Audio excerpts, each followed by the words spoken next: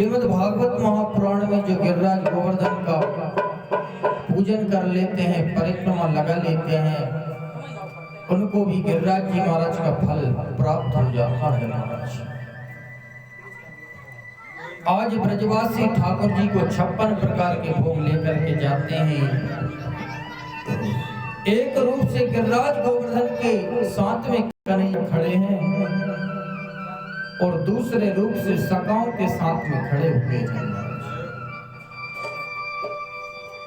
मनसुखा कहता है कि लाला तेरो देवता मुझे ऐसो लागे कि कछु दिनों को भूखो है,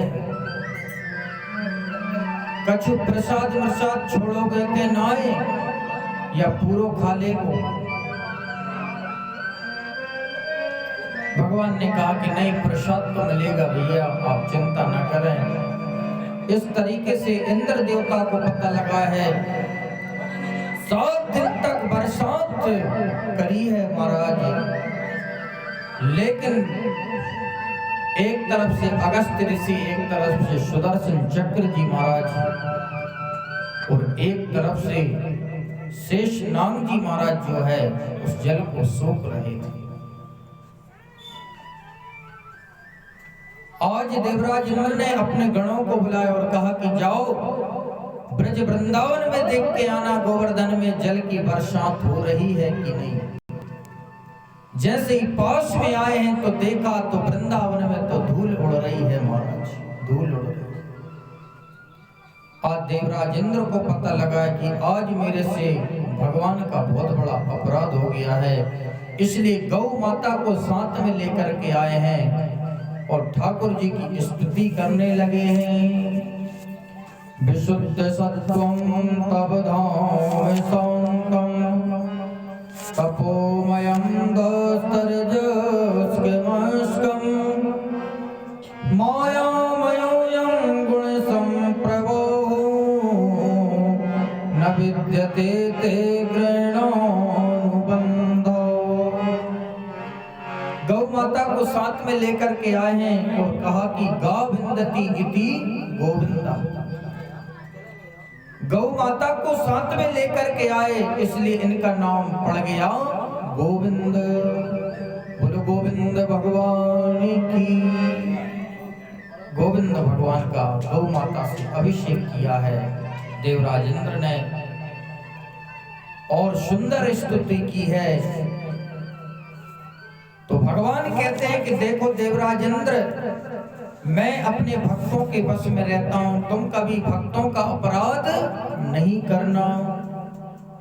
लेकिन ध्यान देना सज्जनों, ब्रह्मा जी महाराज ने जो अपराध किया था, ब्रह्मा जी से तो एक शब्द भी नहीं बोले थे भगवान,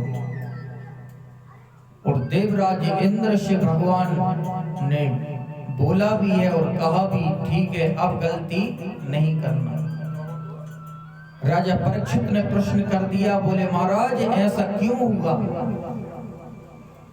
सुखदेव स्वामी कहते हैं जो मेरे भक्तों को पास में कर देता है वो मैं उससे प्रसन्न हो जाता हूँ, लेकिन जो मुझे भक्तों से दूर कर देता है मैं उससे क्रोधित हो जाता हूँ। बोलो राधे राधे।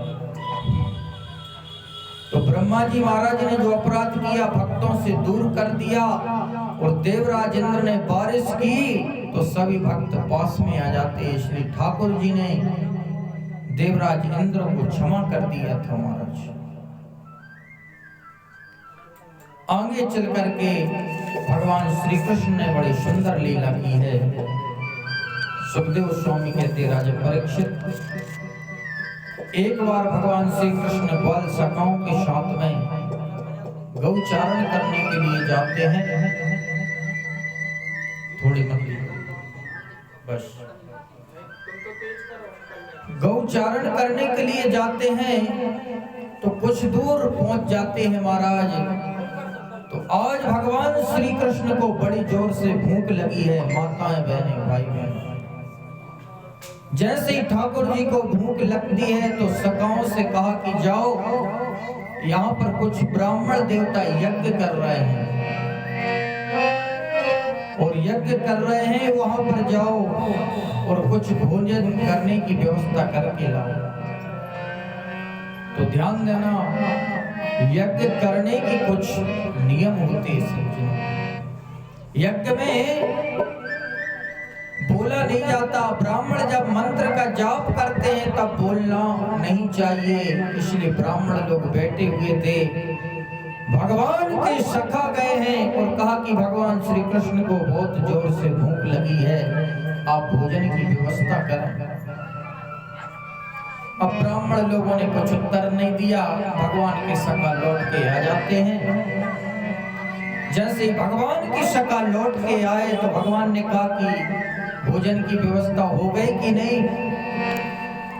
भगवान के सखा कहने लगे कि भैया हमने तो हमारी राम राम की भी ना ली, तुम भोजन की व्यवस्था कहां से होगी। भगवान ने कहा कि तुम किसके पास में गए थे महाराज। बोले महाराज हम ब्राह्मणों के पास में गए थे। बोले आप माताओं के पास में आपको जाना चाहिए था, क्योंकि हमारी माताएं हर चीज में आगे, भोजन बनाने में आगे, कथा सुनने में आगे, कीर्तन करने में आगे। इसलिए माताओं का सर्वोपरि स्थान बताया गया है सज्जनों को। इसलिए आप माताओं के पास में जाओ। आज भगवान की सखा यज्ञ पत्नियों के पास में आए हैं और यज्ञ पत्नियों ने जैसे ही सुना है कि भगवान श्री कृष्ण को भूख लगी है, इसलिए माखन मिश्री लेकर के आने लगी। माखन मिश्री लेकर के आने लगी तो यज्ञ में जो ब्राह्मण बैठे हुए थे सज्जनों, उन्होंने कहा कहां पर जा रही हो। सारे से कहा, यज्ञ पत्नियों ने कहा कि हम श्री कृष्ण से मिलने के लिए जा रहे हैं। ब्राह्मणों ने इशारे से कहा कि अब लौट के नहीं आना। इस तरीके से यज्ञ पत्नियां आई हैं और ठाकुर जी को माखन मिश्री का भोग लगाया है। बड़भागी हैं वो नारियां बड़भागी है जो भगवान श्री कृष्ण को अपने गोद में बिठा करके माखन मिश्री पवा रही। अब जैसे ही भगवान ने प्रसाद को पाया है और कहा कि ठीक है देवी, मैंने प्रसाद पा लिया, अब आप अपने अपने घर लौट जाइए। यज्ञ पत्नियों ने कहा कि जब हम आ रहे थे तो हमारे स्वामी कह रहे थे कि अब लौट के नहीं आना। भगवान ने कहा कि जीव जब मेरा आश्रय ले लेता है तो उसके सारे बंधन खुल जाते हैं। तो यज्ञ पत्नियां जैसे आ रही थी तो यज्ञ के ब्राह्मण कह रहे थे, अरे आइए देवी जी आइए, आपका स्वागत है। क्योंकि जाओ पर कृपा राम के होई, ताऊ पर कृपा करे सब कोई। हुमा दारू जो सित की नाई, सबई न चावत रावे गोसाई। परमात्मा की कृपा जिसके ऊपर हो जाती है उसके ऊपर सभी लोग कृपा करने लगते हैं। यज्ञ पत्नियों को जैसे ब्राह्मणों ने देखा है और कहा कि अरे देवी आइए, हमसे ज्यादा सौभाग्यशाली तो आप लोग हैं। हम लोग इतने वर्षों से परमात्मा की तपस्या कर रहे हैं लेकिन कभी हमको परमात्मा के दर्शन नहीं हुए, लेकिन धन्य हो आप जो कि तुम्हारे हाथ से भगवान ने प्रसाद पा लिया। तो देखिए, जहां पर तो ब्राह्मण लोग कह रहे थे कि लौट के नहीं आना, लेकिन अब कह रहे हैं कि हमसे ज्यादा भाग्यशाली तो आप हैं महाराज। श्रीमद् भागवत में श्लोक लिखा है, धिग जन्म नस्ति वृद्ध विद्याम, धिग व्रतम धिग बहुख्यताम, धिग कुलम धिग क्रियादाक्षम विमुखाये तदुक्षये। ब्राह्मण कहते हैं हमारे जन्म को धिक्कार है, हमारी विद्या को धिक्कार है, हमारे कुल को धिक्कार है, जो कि हम भगवान कृष्ण से विमुख हो गए। वही जन्म सार्थक है सज्जनों, माताएं बहनें। जिस जन्म में परमात्मा का कीर्तन हो जाए, परमात्मा का भजन हो जाए। एक बहुत सुंदर कथा आती है भक्तमाल ग्रंथ में।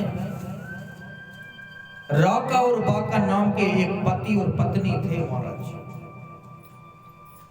राका पत्नी का नाम राका और पति का नाम बाका। ये भगवान नारायण के बहुत बड़े भक्त थे। तो क्या हुआ, भगवान की तपस्या करने के लिए जंगल से जा रहे थे, तो भगवान ने परीक्षा लेनी चाहिए राका और बाका की, कहीं धन की आसक्ति तो नहीं है इनके मन में। रास्ते से जा रहे थे तो एक सोने का घड़ा जो है रास्ते में डला हुआ था। तो बांका जी ने सोचा मेरी पत्नी को यदि लोभ आ जाएगा धन का, तो हम जो तपस्या करने के लिए जा रहे हैं वो तपस्या नष्ट हो जाएगी। इसलिए सोने को जो है मिट्टी से ढांकने लगे सज्जनों।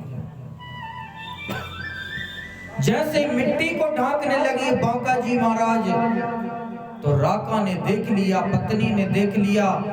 तो पत्नी क्या कहती है सज्जनों, पत्नी कहती है अरे स्वामी मिट्टी को मिट्टी से ही क्यों ढांक रहे हो, ये तो मिट्टी है महाराज। बांका जी महाराज के नेत्रों से आंसू बहने लगे। अरे देवी तुम तो मेरे से भी ज्यादा श्रेष्ठ हो। मैं समझ रहा था कि स्वर्ण को देख करके तुम्हारा मन विचलित ना हो जाए, लेकिन तुम तो सोने को मिट्टी बता रही हो, इसलिए मेरे से ज्यादा श्रेष्ठ तो आप हैं महाराज। बोले वृंदावन बिहारी लाल की।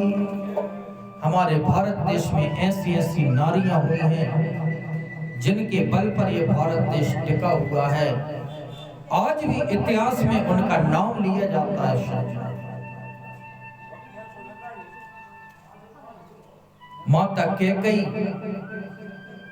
कैकेयी का चरित्र कोई साधारण नहीं है सज्जनों। माता कुंती और माता द्रौपदी।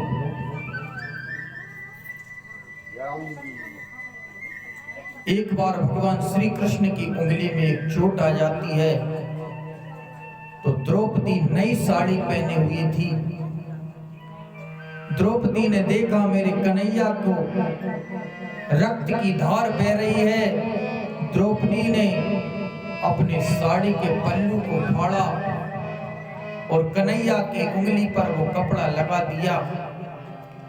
भगवान श्री कृष्ण ने कहा कि अरे द्रौपदी इतनी नई की नई साड़ी तुमने फाड़ दी, खराब कर दी।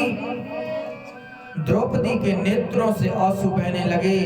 प्यारे घनश्याम यदि काम आवे आपके, तो काट दूं नसों को, ये तो रेशम के धागे हैं। और वो धागे हैं अभागे जो बड़े नहीं आंगे, और भाग उन्हीं के ही जागे हैं जो उंगली पे लागे हैं। भाग उन्हीं के ही जागे हैं जो उंगली पे लागे।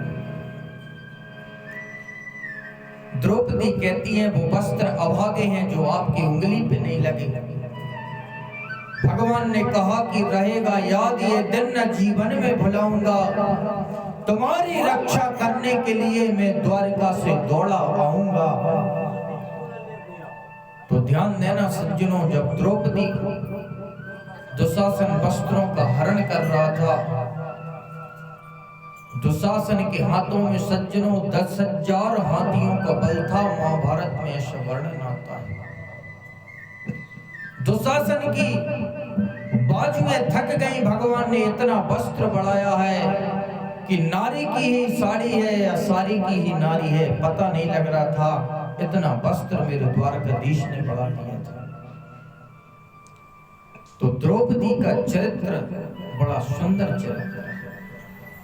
माता कैकेयी का चरित्र, बहुत से लोग कहते हैं कि कैकेयी माता ने बहुत गलत कार्य किया, लेकिन ध्यान देना जितना प्रेम भगवान राम से माता कैकेयी करती थी, इतना प्रेम कौशल्या भी नहीं करती थी। लेकिन ठाकुर जी ने जो जन्म धारण किया था, उसकी सार्थकता के लिए भगवान राम ने ही कहा था माता कैकेयी से कि आप मुझे 14 वर्ष का वनवास पिता जी से मांगेंगी तब मेरी प्रतिज्ञा पूरी होगी। बोलो राजा रामचंद्र भगवान की